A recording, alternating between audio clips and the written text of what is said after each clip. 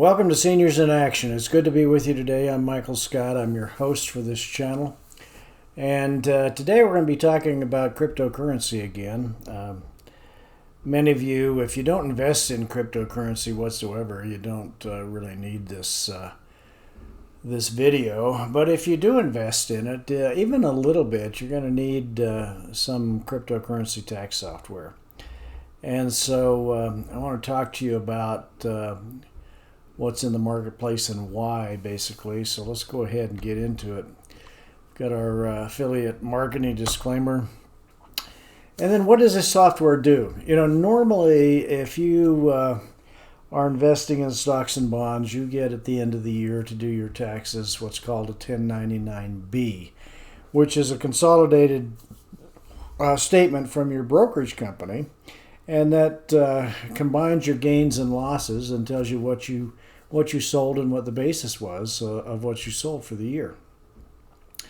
Well, for cryptocurrency, the cryptocurrency exchanges do not have to do that. So that's where the problem comes in. And in fact, they don't even have to combine them into short-term or long-term or by month or whatever. I mean, you're going to get generally a transaction listing. So that's why this cryptocurrency tax software is needed.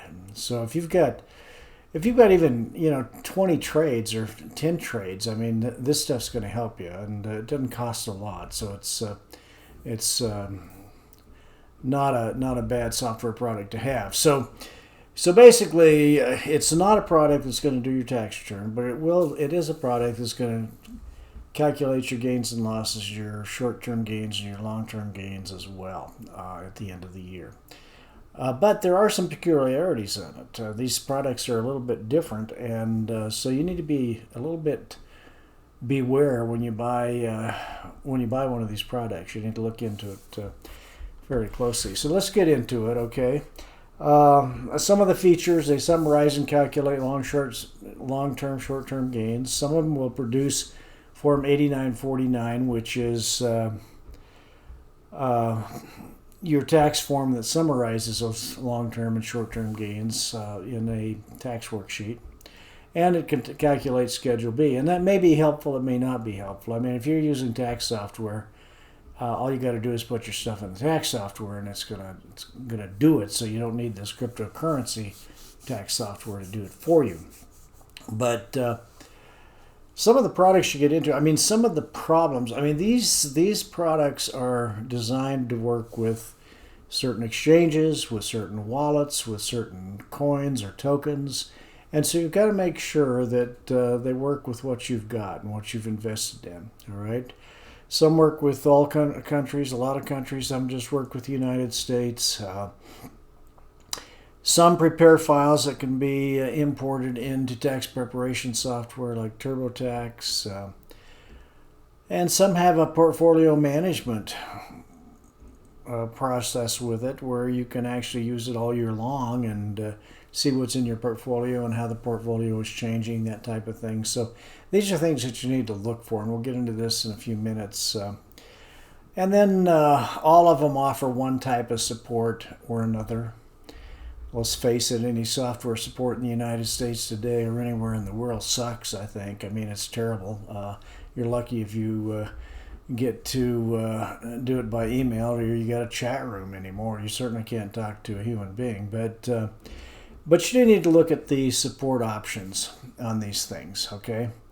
And then look at the prices. Most of them are priced by the number of transactions that you use. So all I'm trying to emphasize to you is if you do invest in cryptocurrency, you're going to need some of this type of software. And you probably don't need it till the end of the year when you're doing your tax return, but it's going to be extremely helpful to you if you've got some. So let's look at a transaction report. This is out of Coinbase, and this is a transaction report. You probably saw this same report if you took my other course on taxability of cryptocurrency. But this is what you get. I mean, this is just a transaction listing. They're not going to say this was short term, this was long term, anything like that. You're just going to get a transaction listing. The the exchanges aren't required to do anything more. So that's why we have cryptocurrency tax software. All right. So you're going to have a mess at the end of the year if you do very many transactions right now. I don't do a lot of transactions in cryptocurrency, but I've got 100 transactions already this year, and we're not even through half the year. And I certainly don't want to do those by hand, and so I do have a cryptocurrency tax software, and I'll tell you what that is in a few minutes. But so here are some of the major players, and there's quite a few of them. There's more than this. I've just picked these to come up with. These are some of the major players in the crypto tax software area. So you've got Crypto Trader Tax, Coinly, Token Tax, Coin Tracking, Accointing.com, and then TaxBit. And the IRS just came out and said they're using TaxBit for their audits.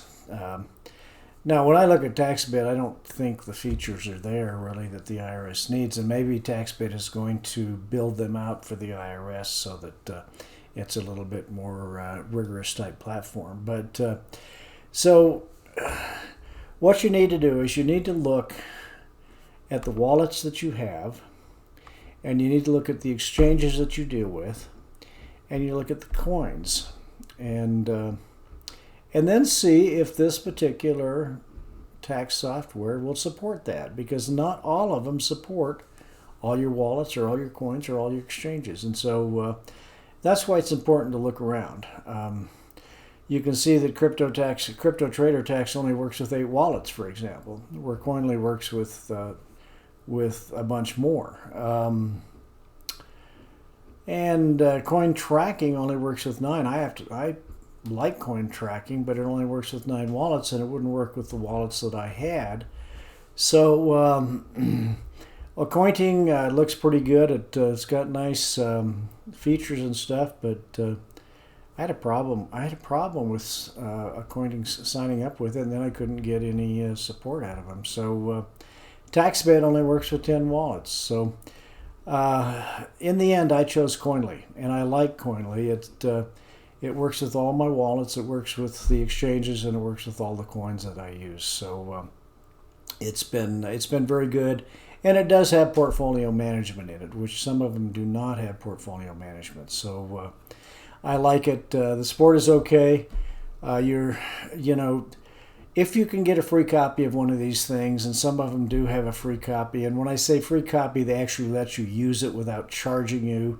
I think it was TaxBit or Token Tax that wanted to charge you after 2 weeks or something, and they wanted a credit card before they would let you use it free. And some of the others do not. So if they actually give you let you use it free for a while with a certain number of transactions, well, that's a good deal, and you can actually test it. So you need to test this software and see if it does what you want. And if it doesn't do what you want, try another software. Try testing another one. But from this comparison, you can see that these things run in the neighborhood of $50 to $65 for a certain number of transactions. That's the beginning fee, unless there's a free fee below that. But and look at the number of trades that you get. So if you look at Coinly, I've paid $49 for Coinly for 100 trades.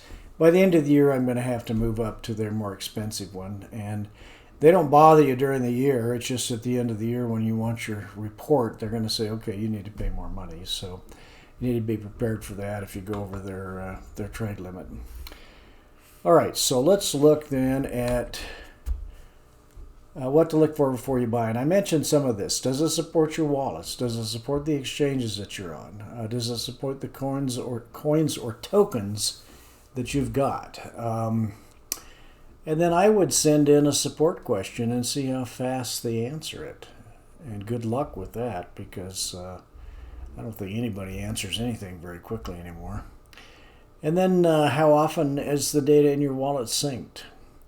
Coinly allows me to bring in 4 or 5 different, I guess you'd call them wallets. Some aren't technically wallets, but 4 or 5 different wallets, and the actual market prices sync all the time. But if, for example, you go in one of your wallet and you add another coin or another token, well, then you have to sync that to get that into your tax software. And so,